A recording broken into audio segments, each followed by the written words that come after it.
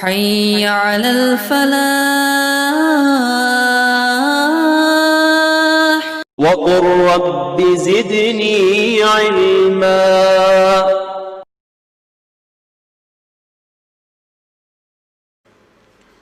بسم اللہ والصلاة والسلام علی رسول اللہ وبعد. محترم بھائیوں اور بہنوں، السلام علیکم ورحمۃ اللہ وبرکاتہ. پروگرام نبوی قصے میں آپ سب کا استقبال ہے. اس آدمی کا قصہ جس نے 1000 دینار قرض لیا تھا. لوگ معاملات میں بہت کوتاہی کرتے ہیں. لین دین کا معاملہ ہو، قرض کی ادائیگی ہو، بہت سے لوگ بے حد لاپرواہی کرتے ہیں. قصہ سنیے اور اس کے آئینہ میں اپنے آپ کا جائزہ لیجیے. صحیح بخاری کی روایت ہے. حضرت ابو ہریرہ رضی اللہ تعالی عنہ بیان کرتے ہیں کہ اللہ کے نبی صلی اللہ علیہ وسلم نے بنو اسرائیل کے ایک شخص کا تذکرہ فرمایا جس نے بنو اسرائیل کے ایک دوسرے آدمی سے 1000 دینار قرض مانگا. قرض دینے والے نے کہا کہ پہلے ایسے گواہ لاؤ جن کی گواہی پر مجھے اعتبار ہو. قرض مانگنے والے نے کہا کہ گواہ کی حیثیت سے بس اللہ رب العالمین کافی ہے. اس نے کہا کہ اچھا تو پھر کوئی ضامن یعنی گارنٹی دینے والا لاؤ. قرض مانگنے والے نے کہا کہ ضامن کی حیثیت سے بس اللہ رب العالمین کافی ہے. قرض دینے والے نے کہا تم نے بالکل سچی بات کہی، اور وہ اللہ تعالیٰ کی گواہی اور ضمانت پر راضی ہو گیا. چنانچہ ایک متعین مدت کے لیے اس نے اسے قرض دے دیا.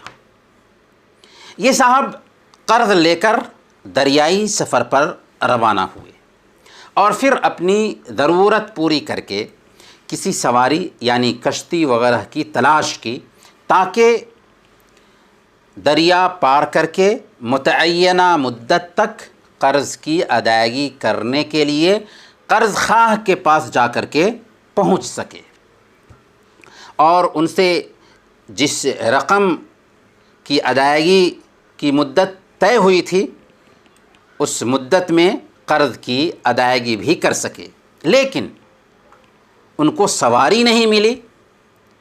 جب کوئی چارہ نہ رہا تو مرتے کیا نہ کرتے، انہوں نے ایک لکڑی لی اور اس میں ایک سوراخ بنایا. لکڑی میں سوراخ بنایا، پھر اس میں 1000 دینار اور ایک خط رکھ دیا.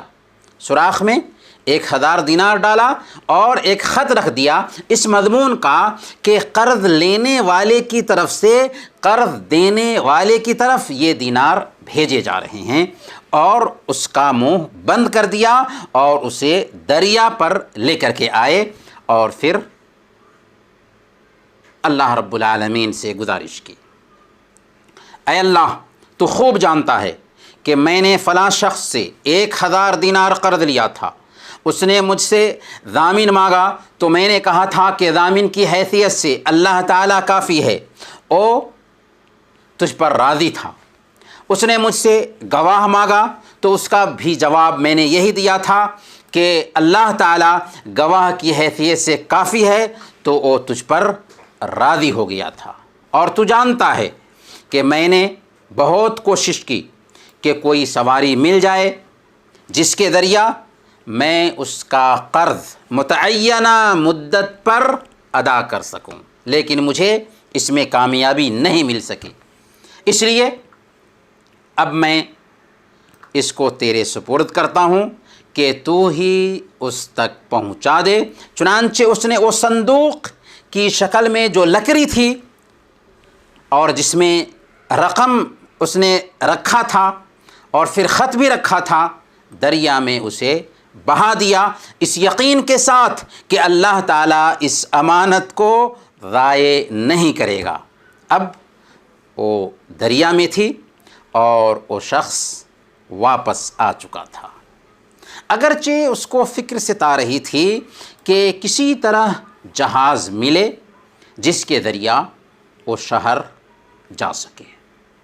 دوسری طرف وہ صاحب جنہوں نے قرض دیا تھا اسی تلاش میں بندرگاہ آئے تھے کہ ممکن ہے کوئی جہاز ان کا مال لے کر کے آیا ہوگا، لیکن وہاں پر کوئی آیا نہیں تھا، بس وہاں انہیں ایک لکڑی ملی جو سمندر سے بہتے بہتے پہنچی تھی اور جس میں مال تھا اور جسے قرض لینے والے نے ان کے نام بھیجا تھا۔ انہوں نے وہ لکڑی اپنے گھر کے جلاون کے لیے، ایندھن کے لیے لے لی، پھر اسے گھر لا کر کے چیرا تو اس میں سے دینار نکلے اور ایک خط بھی نکلا۔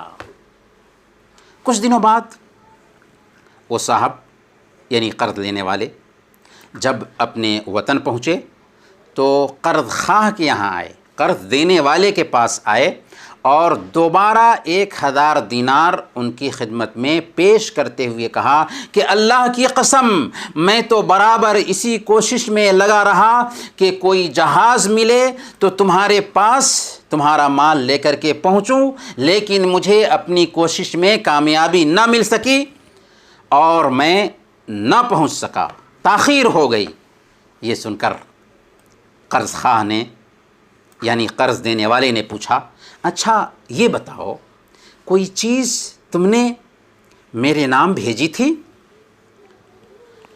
مقروض نے، قرض لینے والے نے معاملے کو بالکل راز میں رکھتے ہوئے جواب دیا کہ بتا تو میں رہا ہوں کہ مجھے کوئی جہاز مل نہیں سکا، یہاں تک کہ میں آج ہی تمہارے پاس پہنچ سکا ہوں۔ اس پر قرض خواہ نے، قرض دینے والے نے کہا پھر تو اللہ تعالیٰ نے آپ کا وہ قرض جو آپ نے مجھ سے لیا تھا ادا کر دیا، جسے آپ نے لکڑی کے حوالے کی تھی، اور اللہ رب العالمین نے اسے پہنچا دیا، چنانچہ آپ اپنا مال لیجئے اور لوٹ جائیے۔ اس طریقے سے وہ 1000 دینار لے کر کے خوشی خوشی لوٹ گئے۔ محترم ناظرین، صحیح بخاری کا یہ قصہ ہے، امانت کی ادائیگی اور توکل کے باب میں بہت پیارا قصہ ہے۔ اس قصہ سے سب سے پہلا سبق یہ ملتا ہے کہ ایک آدمی کو قرض کی ادائیگی کے معاملے میں سنجیدہ ہونا چاہیے، اور قرض خواہ کو، قرض دینے والے کو بھی دیانتداری برتنی چاہیے۔ دونوں سبق ملتا ہے، قرض لینے والے کو دیانتدار اور سنجیدہ ہونا چاہیے، اور قرض دینے والے کو بھی دیانتدار ہونا چاہیے، امانتدار ہونا چاہیے۔ چنانچہ ہم دیکھتے ہیں کہ قرض لینے والا ادائیگی کا وقت آتے ہی ادائیگی قرض کے لیے پریشان ہو جاتا ہے، بے قرار ہو جاتا ہے، کشتی نہیں ملتی ہے تو لکڑی میں سوراخ کر کے رقم اور ایک خط قرض خواہ کے نام لکھتا ہے اور لکڑی کو سمندر کے حوالے کر دیتا ہے، پھر الگ سے 1000 دینار لے کر کے حاضر خدمت ہوتا ہے، کیونکہ یہاں قرض کی ادائیگی کا مسئلہ ہے۔ یہاں یہ نہیں چلتا کہ آپ کسی کے قرض کی رقم کہیں پہ ڈال دیجئے اور جب قرض دینے والا پوچھے کہ آپ پہ ہمارے قرض کی ادائیگی کرو تو آپ کہہ دیجئے کہ میں نے فلاں جگہ پر ڈال دیا تھا، لیکن چونکہ اس آدمی کا اللہ کی ذات پر بالکل اعتماد تھا، بھروسہ تھا، اس لیے اس نے وہ رقم سمندر کے حوالے کیا تھا، لیکن اس کو اس نے معیار نہیں بنایا۔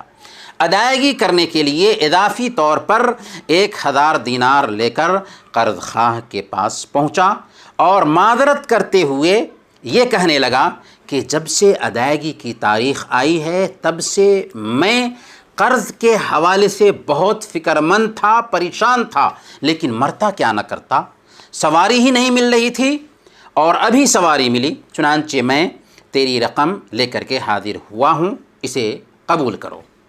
قرض خواہ نے کہا کہ کیا تم نے میرے پاس کچھ بھیجا نہیں تھا؟ قرض لینے والے نے بات کو بالکل نظر انداز کیا کہ اس نے سمندر کے ذریعہ کچھ بھیجا ہے۔ اس نے بات کو راز میں رکھنا چاہا تھا، اور اس نے کہا کہ سبحان اللہ، میں تو کہہ ہی رہا ہوں کہ مجھے ابھی سواری ملی ہے اور تم یہ کہہ رہے ہو کہ کچھ بھیجے ہو۔ اس نے یہ بھی نہیں کہا کہ میں نے کچھ بھیجا ہی نہیں، کیونکہ اگر یہ کہتا کہ کچھ بھیجا ہی نہیں تو یہ تو جھوٹ ہو جاتا۔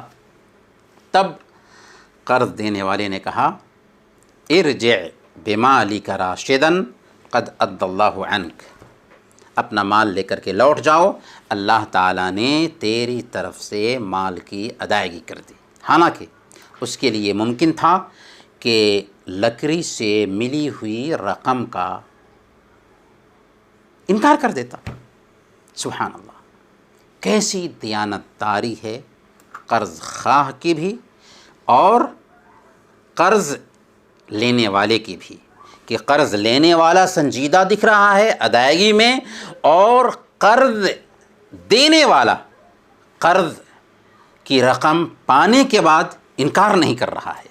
اسی لیے اس قصے کے راوی حضرت ابو ہریرہ رضی اللہ تعالیٰ عنہ یہ قصہ بیان کرنے کے بعد فرماتے ہیں کہ اللہ کے رسول صلی اللہ علیہ وسلم کے پاس ہمارا آپس میں اس مسئلے میں اختلاف ہوتا تھا کہ بنو اسرائیل کے ان دونوں آدمیوں میں سے زیادہ امانت دار کون تھا، قرض لینے والا یا قرض دینے والا۔ وہ جس نے اس یقین کے ساتھ لکڑی سمندر میں ڈال دی تھی کہ اللہ رب العالمین ضائع نہیں کرے گا، وہ زیادہ امانت دار تھا، یا وہ جس نے لکڑی سے مال حاصل کرنے کے بعد امانت داری برتی؟ کیوں؟ اس لیے کہ وہ انکار کر سکتا تھا اور کہہ سکتا تھا کہ مجھے کوئی چیز نہیں ملی۔ سبحان اللہ، اللہ کے نبی صلی اللہ علیہ وسلم کے دربار میں اس قصے پہ کیسے صحابہ تبصرہ کر رہے ہوتے ہیں۔ اس قصہ سے دوسرا سبق ہم یہ ملتا ہے کہ جو آدمی قرض کی ادائیگی کے بارے میں سنجیدہ ہو، اللہ تعالیٰ اس کے لیے ادائیگی کا راستہ ہموار کر دیتا ہے۔ صحیح بخاری کی روایت ہے، اللہ کے نبی صلی اللہ علیہ وسلم نے ارشاد فرمایا من اخذ اموال الناس يريد اداءها ادى الله عنه ومن اخذها يريد اتلافها اتلفه اللہ۔ جو آدمی کسی کا مال لیتا ہے اور ارادہ ہوتا ہے ادائیگی کا، تو اللہ تعالیٰ ادائیگی کی سبیل پیدا کر دیتا ہے، اللہ تعالیٰ ادائیگی میں آسانی پیدا کر دیتا ہے۔ اور جو کسی کا مال لیتا ہے ہڑپ لینے، دبا دینے کے ارادے سے، تو اللہ تعالیٰ اس کے اس مال کو تلف کر دیتا ہے، برباد کر دیتا ہے۔ اس حدیث سے ان لوگوں کو سبق لینا چاہیے جو قرض لے کر ٹال مٹول کرتے رہتے ہیں، ہزاروں بہانے بناتے ہیں، قرض کی خطرناکی کا احساس نہیں رکھتے۔ صحیح بخاری اور مسلم کی روایت ہے، سید عائشہ صدیقہ رضی اللہ تعالیٰ عنہ بیان فرماتی ہیں کہ اللہ کے نبی صلی اللہ علیہ وسلم ہر نماز میں یہ دعا کرتے تھے۔ کیا دعا کرتے تھے؟ اللہم انی اعوذ بک من المأثم والمغرم، اے اللہ میں تیری پناہ پکڑتا ہوں گناہ سے اور قرض سے۔ ہمارے حبیب قرض کی خطرناکی اس طور پر سمجھتے ہیں کہ ہمیشہ یہ دعا کرتے ہیں کہ اے اللہ میں گناہ سے اور قرض سے تیری پناہ پکڑتا ہوں۔ کسی کہنے والے نے عرض کیا کہ اے اللہ کے نبی صلی اللہ علیہ وسلم، آپ اس قدر ان چیزوں سے پناہ کیوں پکڑتے ہیں؟ اس کثرت کے ساتھ کیوں ان چیزوں سے پناہ مانگتے ہیں؟ تو اللہ کے نبی صلی اللہ علیہ وسلم نے فرمایا بلا شبہ جب آدمی مقروض ہو جاتا ہے، یعنی جب قرض لیتا ہے، تو بات چیت میں جھوٹ بولتا ہے اور وعدہ کرتا ہے تو وعدہ خلافی کرتا ہے۔ اور امام نسائی رحمۃ اللہ علیہ نے محمد بن جہش رضی اللہ تعالی عنہ کی ایک روایت نقل کی ہے۔ محمد بن جہش رضی اللہ تعالی عنہ بیان کرتے ہیں کہ ہم لوگ اللہ کے نبی صلی اللہ علیہ وسلم کے پاس بیٹھے ہوئے تھے کہ اللہ کے نبی صلی اللہ علیہ وسلم نے اپنا چہرہ مبارک آسمان کی طرف اٹھایا، پھر اپنی ہتھیلی پیشانی پر رکھی اور فرمانے لگے ماذا انزل اللہ من التشدید، سبحان اللہ، کتنی سختی اور تشدید نازل کی گئی ہے۔ ہم خاموش رہے اور سہم گئے۔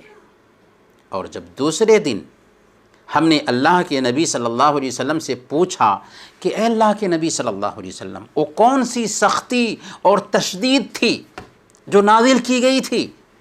تو اللہ کے نبی صلی اللہ علیہ وسلم نے فرمایا اس ذات کی قسم جس کے ہاتھ میں میری جان ہے، اگر کوئی شخص اللہ کی راہ میں قتل کر دیا جائے، پھر اسے زندہ کیا جائے، پھر قتل کر دیا جائے، پھر اسے زندہ کیا جائے، پھر قتل کیا جائے، اور اس پر قرض ہو تو وہ جنت میں داخل نہیں ہوگا یہاں تک کہ اس کے قرض کی ادائیگی نہ کر دی جائے۔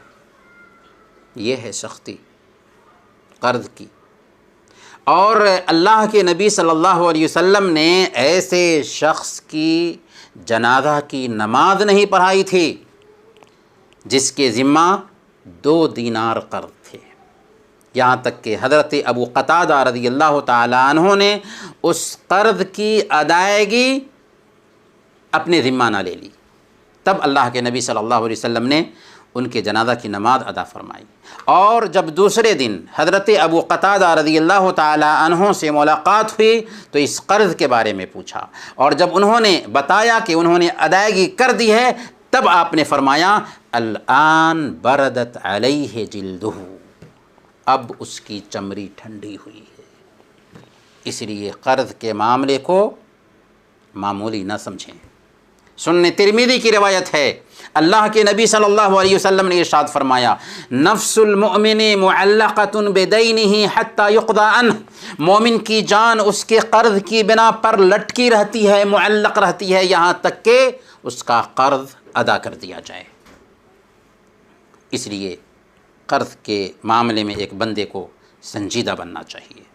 اس حدیث سے تیسرا سبق یہ ملا کہ سمندر سے بہہ کر کوئی چیز آ رہی ہو تو اسے چھان کر کے استعمال کرنا جائز ہے۔ امام بخاری رحمۃ اللہ علیہ نے اس حدیث کو ذکر کرتے ہوئے ایک باب باندھا ہے، باب لقطۃ البحر، باب ہے سمندر کی گری پڑی چیز کے بارے میں، اور اس ضمن میں یہ حدیث ذکر کی ہے کیونکہ قرض خواہ نے، قرض دینے والے نے ایک لکڑی چھانی تھی سمندر سے تاکہ اس کو جلاون بنا سکے، ایندھن کے لیے استعمال کر سکے۔ یہاں پر یہ مسئلہ بھی سمجھنے کا ہے کہ اگر آپ کو کہیں زمین پر کوئی قیمتی چیز ملتی ہے تو کیا آپ اسے اپنی ذات پر استعمال کر سکتے ہیں؟ تو ایسی قیمتی چیز جس کی کوئی قیمت بنتی ہے، اس کے بارے میں شرعی قاعدہ یہ ہے کہ آپ کے لیے ضروری ہے کہ سال بھر اس قیمتی چیز کی پہچان کرائیں۔ ہاں اگر سامان معمولی ہے، قیمتی نہیں ہے، تو اسے استعمال کرنے میں کوئی حرج نہیں۔ قیمتی سامان کے بارے میں قاعدہ یہ ہے کہ سال بھر اس کی پہچان کرائیں۔ صحیح بخاری اور مسلم کی روایت ہے، اللہ کے نبی صلی اللہ علیہ وسلم نے گری پڑی چیز کے بارے میں ارشاد فرمایا تھا اعرف وقاءها وعفاسها ثم عرفها سنة فإن لم تعرف فاستنفقها ولتكن وديعة عندك فإن جاء طالبها يوما من الدهر فأدها إليه، یعنی اس کا برتن اور اس تھیلی پہچان لے، پھر 1 سال تک اس کی پہچان کراؤ، اس کا اعلان کرو، پھر اس کا مالک نہ ملے تو اس سے فائدہ اٹھا لو، اور اگر اس کا مالک مل جائے تو اس کے حوالے کر دو۔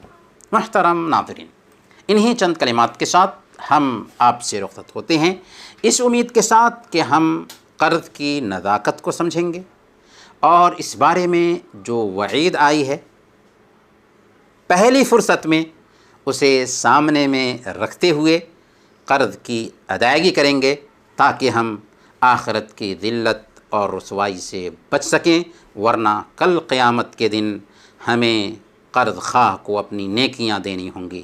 اللہ تعالی ہم سب کو قرض کی ادائیگی کی توفیق عطا فرمائے۔ وصلی اللہ علی نبینا محمد وعلی آلہ وصحبہ اجمعین۔